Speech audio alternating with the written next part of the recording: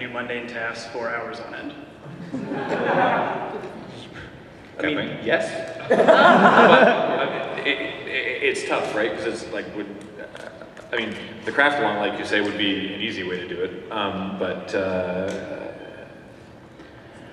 Yes, but I don't know what offhand is basically the best way to go about it. So you said you're a developer? Yes. Okay.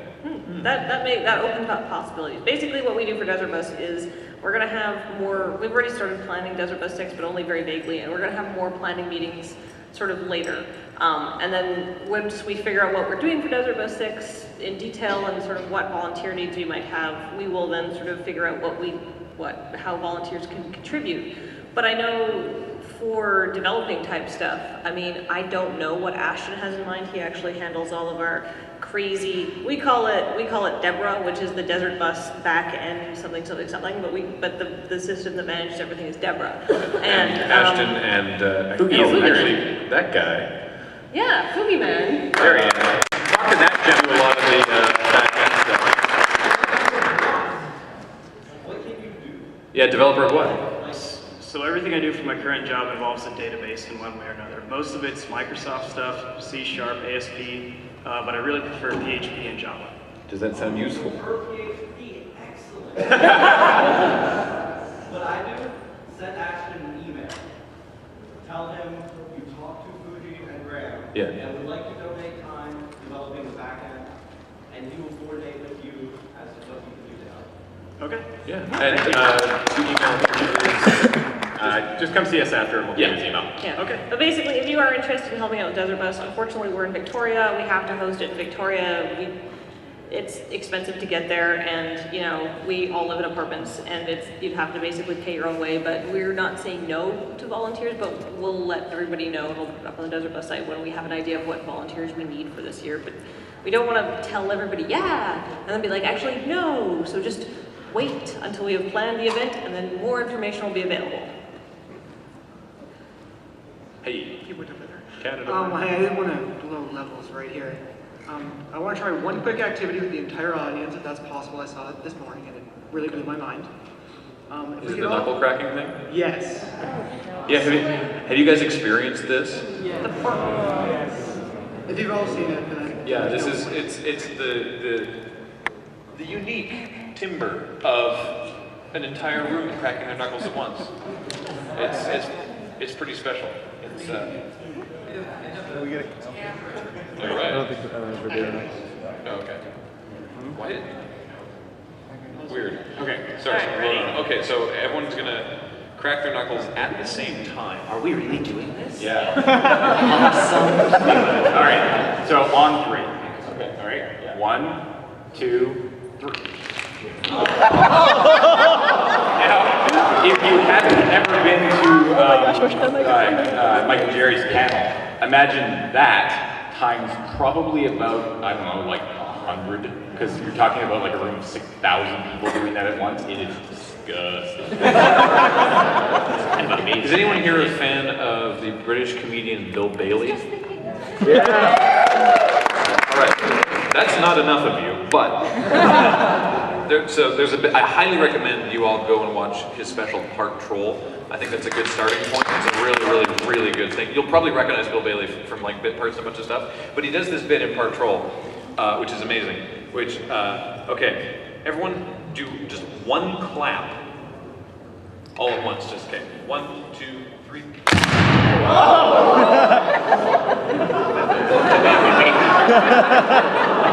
Okay, it was probably me. Let's not do that near the mics. 1, 2, 3. So what Bill Bailey? Oh, thank you. So what Bill Bailey theorizes is that is a giant breaking large sticks over his knee. All right. So 1, 2, 3. It sounds a lot better in the Hammersmith Ballroom. All right. Yeah. how do you guys feel when we call for t-shirts and then let you down? It's Not angry, well, I mean, just disappointed. yeah. It's something we don't have to deal with anymore, luckily. Yeah, that's why we do pre-orders. Yeah, that's why we started doing the pre-order system. Is because you guys would be like, ooh, I'd buy that shirt, and then be like, here you go, and you'd be like, nah. So what James is saying is that you've done nothing but let us down, and so we had to change the system to insulate ourselves from constant disappointment. we still have like WePlay and So many I'm talking We Play, we'll promote it here first. We Play is now $5 on the Learning Ready Red Star. Yeah. We're desperate to A steal at half the price. because it's At this point, if you order a shirt, we may stuff one in for free. like, literally at like the first place that we had physical ones of them, I had someone say like, "Oh, that's hilarious, but I never wear it." And we're like, "Well, why didn't anyone tell us that before we printed 300 of them?" So, Thank you. yeah, that's good. Hi, thank you guys. Yeah. I would also love to play you in Commander as well. I hate to duck, but I do have a question, Yeah. and it is MTG related. The question being that a lot of people kind of attach themselves to cards, either the artwork or the flavor text. I know the upcoming artwork for Avacyn Restored, kind of like in both morality, ethics, and the fact that Avacyn's female looks pretty much like Sephiroth, but not. But I was gonna say, like, what is your guys' like other favorite flavor text for card art? My favorite flavor text would be Troll Hound. If you don't know it, look it up sometime. It's hilarious. What is the text for We're Troll running Hound? out of time. It has something about to the rest of the soldiers, the dog was a trusted and loyal companion, but to the commander's youngest daughter it would always be her love muffin.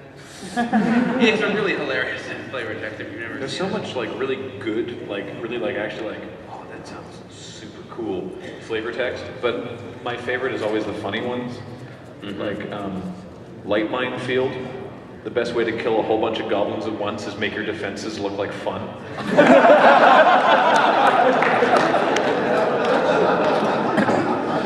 Only because I have it right here in front of me. I actually do, like, the only good redeeming factor of Bumpin' Tonight is the flavor text. And it's not just the wind, it's not all in your head, and it's definitely something to worry about.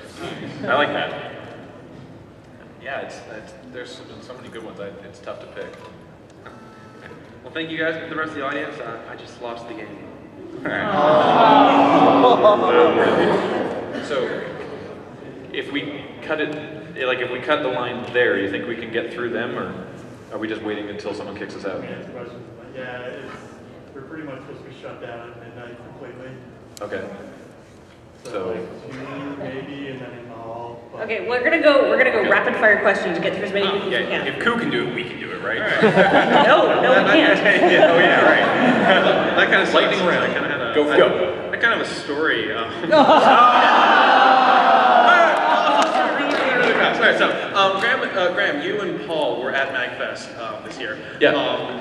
As it so happens, I'm the music director for the Gamer Symphony Orchestra down at the University of Maryland, and I happened to be sitting at the table right behind you guys. And I saw you guys walking past, and I went, "Oh my God, it's Graham and Paul." And you both turned and looked at me, and I went in the back of my head, "Oh crap, they're looking at me. I need to think of something to say, something to do. Don't be stupid. Don't do something stupid." So I stood up and said, "Can I shake your hand?" And in hindsight, I was like, "Oh my God, that was the worst thing ever." So my question was going to be, I got up and I was like, "Hey, I should ask you guys to play EDH or Commander." And then somebody else asked that, so I was like, darn. Well, we have a table of Bandland, so come by tomorrow. We'll be Fantastic. So I guess a better question in that case is, I basically can make the GSO do anything I want. So is there anything that you guys would want us to do? Like, is something that we could do for you guys? Play some music for you guys? Provide filler music somewhere, anywhere, or something? So wait, what? Sorry, to do what? You know us. Holy crap, you know us. Oh my God, yes, that's awesome. I missed the keyword. You can basically make what? Do whatever you want? I can basically make the GSO, the Gamer Symphony Orchestra, do anything I want. Come see us afterwards. We'll get back to you. The answer is almost certainly yes, but Oh my God, come see yes. us afterwards. Oh my God, yes, We'll I will talk. definitely do that. Thank you very much. All right, next. Go. No problem. This is a question that's probably going to take too long to answer, so I'll just ask Kathleen later, but I know that you have had a lot of indie bands that you recommended. Do you have like a rapid fire mini list of things that you care about? I personally really like the books if you haven't heard them. Books. Books that I like. No. Indie music band. Oh. The Books is the name of a band. Oh, I love the Books. Okay, good. Have you heard Zamudo? Yes, I have. I really didn't like Plate though. Oh, I haven't heard it yet, and I was looking forward to it, so really? thank you for the feedback. Oh, Next question. okay. Butt plugs? What's that? Oh. Butt plugs? Sorry, what? Spark plug? Butt plugs.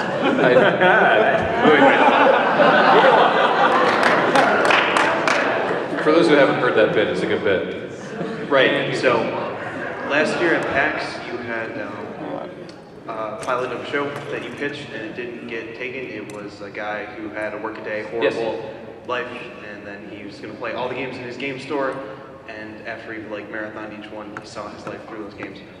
What happened to that? Is it just languishing wherever? Or Yeah, God, it is. We said we were going to put that online, and then we showed it at PAX Prime, and then we said we were going to put it online, and then people reminded us to put it online, and we still haven't. We're going to put that online. There will not probably be more though, if that's what you're looking for. Yeah. I don't think there will be more. I mean, unless someone sees it and is like, I want awesome. that. Yeah. But yeah, we're not actively shopping it. All right. Well, you guys already produce a lot of stuff, but I was just wondering if you ever got the chance or you offered by some kind of major TV station to actually produce like a 30-minute block, or actually 22 with commercials, but that's not the point. Would you take it up, and if so, what would you probably produce? Maybe? We would, as long as we could keep doing at least some of the stuff that we do now. Like, we wouldn't want to just be there's no way that we could be like, all right, we're going TV. Because we love the internet, and we have the not just the freedom it provides, but the interaction, and there's so much good stuff about it. You can do it from anywhere. Like in Canada, if you want to do television, you can't unless you live in Toronto, which is the other side of the country from us. Like they will not, they will not have a meeting with you unless you live in Toronto. Maybe Vancouver if you're doing something with the CBC, which would be that bad, but still. Yes, but there would be. We wouldn't stop doing.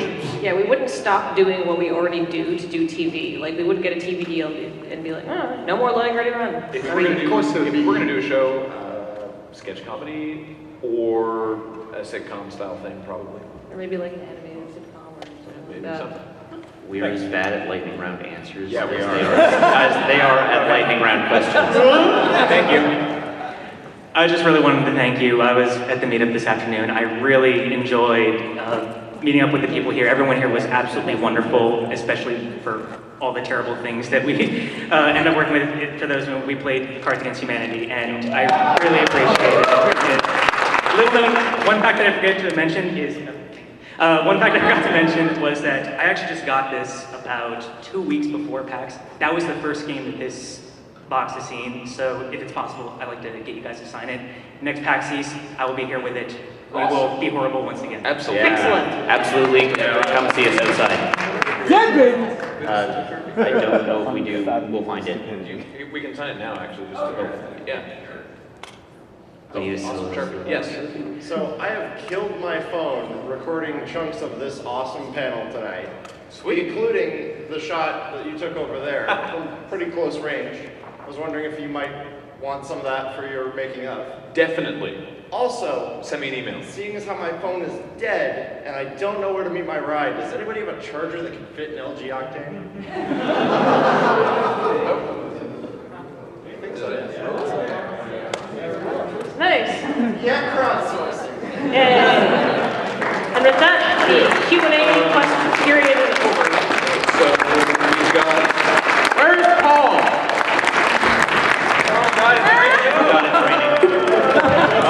It's raining bomb. All right. Thank you, everyone. So I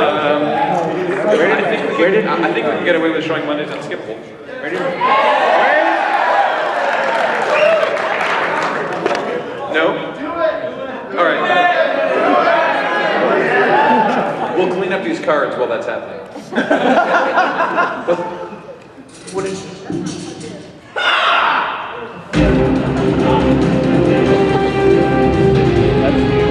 Yakuza.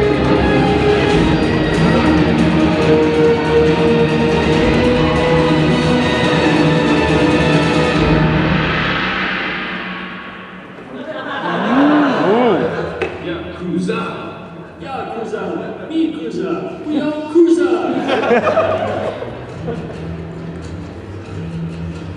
Time for everyone's favorite simulation of gangster life in Japan, just above the Sugar Rose Nail Salon.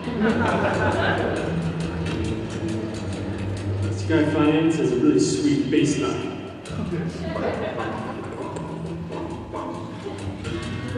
I think a high-flying gangster financier would be able to, get someone to clean up his office. Yeah, and heck, he's got a place above the nail salon. That kind of real estate don't come cheap. That's not actually an ashtray. It's a painted ceramic art piece entitled Secondhand Smoke.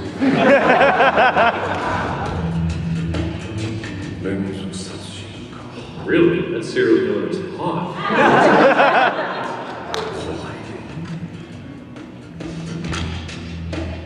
I don't think they put double exclamation points after a killing spree in America. No, you tuck in. We'll carry the cutscenes in here.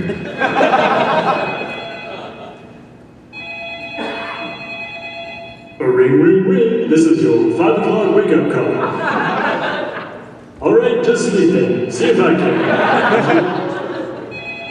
Incoming call. Incoming call. Incoming call. Congratulations, you defeated the phone. You got phone man power. Oh no, the phone brought reinforcements. It says pick up the pace. Unskippable bird. Cold, just a little. Alright, fine. You lose points for having to sit up though. Hey, moshi moshi. I wish I could answer phones with mushy mushy. You can just believe. Wait, his name is Mr. A? No, nothing. I'm just here with Mr. B. We're inserting something into Mr. C. Look, I was sitting reading about a serial killer, and then sleeping, and possibly smoking cigarettes. I've had a full day.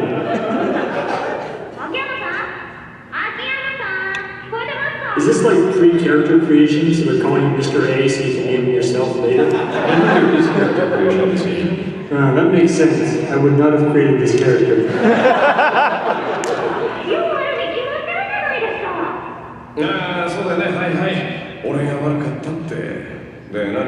Man, you know what my favorite part of this scene is? Watching this guy have a really banal phone call. It's just, it's captivating. Yeah, it would be a real shame if they cut and we wouldn't see what's going to happen. Maybe he'll ask more questions. Maybe she'll yell at him more. Yeah, make sure you get every step of him walking towards the camera.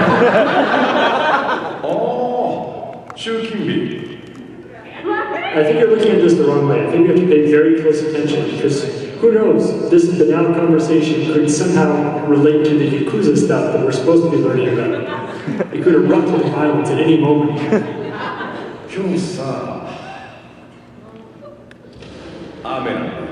The rain is dangerous. The Yakuza are notoriously anti-rain.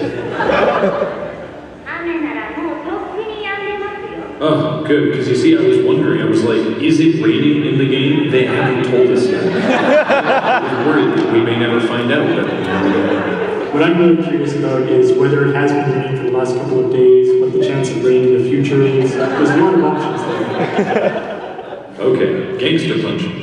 Here we go. Yeah, alright. No, oh, wait, even better. No, first, we get to watch him laboriously traverse the staircase. There's a guy who wanted the staircase he can punch. Awesome. Well, alright, here we go. Here it comes. Let's find out. Oh! Nice.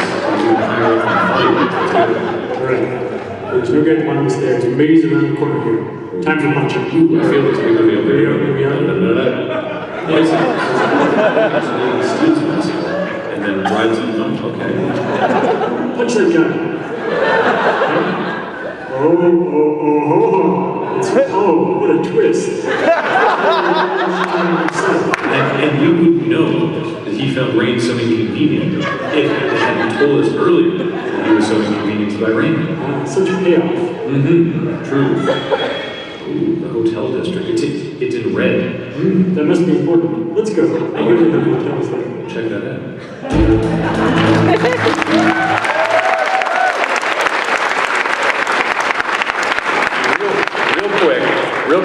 one thing Paul and I did not notice going through the game that Kathleen pointed out when I showed her this final scene is that there is a severe problem with the character model because he's got giant hands.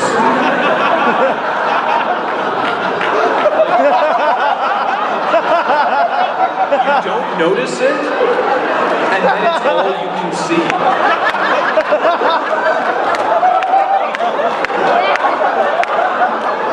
They're just immense.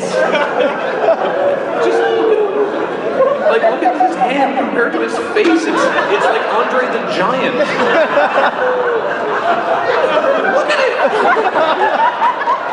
It's the size of his head. Anyway, so enjoy watching that. And thank you all so much for coming. This has been a blast.